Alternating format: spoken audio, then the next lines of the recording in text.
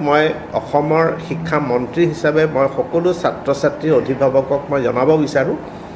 যে Krishnakanta Sandikoi state open ইউনিভাৰ্চিটিৰ জৰিয়তে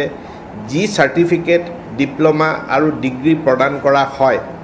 সি অসমৰ বাকী বিশ্ববিদ্যালয় গুৱাহাটী বিশ্ববিদ্যালয় ডিব্ৰুগড় বিশ্ববিদ্যালয় বড়োলেণ্ড ইউনিভাৰ্চিটি বা নতুনকৈ প্ৰতিষ্ঠা কৰা বিশ্ববিদ্যালয়সমূহৰ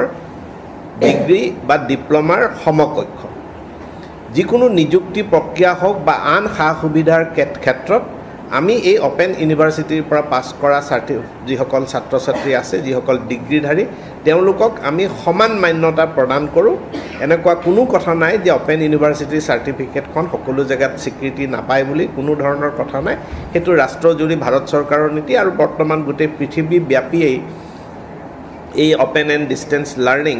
এই গোটেই এটা পৃথিৱীব্যাপী এটা আন্দোলনৰ ৰূপ লৈছে জিআৰৰ প্ৰব্লেম কেৱল ভাৰতবৰ্ষত নহয় গোটেই পৃথিৱীত আছে আৰু পৃথিৱীৰ যিবিলাক ডাঙৰ ডাঙৰ নামজ্বলা বিশ্ববিদ্যালয় আছে সেই নামজ্বলা বিশ্ববিদ্যালয়বিলাকতো অপেন এণ্ড ডিষ্টেন্স লাৰ্ণিং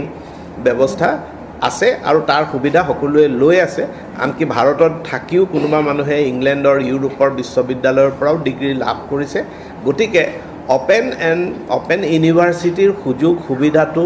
নিৰ্ভয়ে নিসংকোচে সকলো ছাত্ৰ ছাত্ৰীক ল'বৰ কাৰণে মই আহ্বান জনাইছোঁ ধন্যবাদ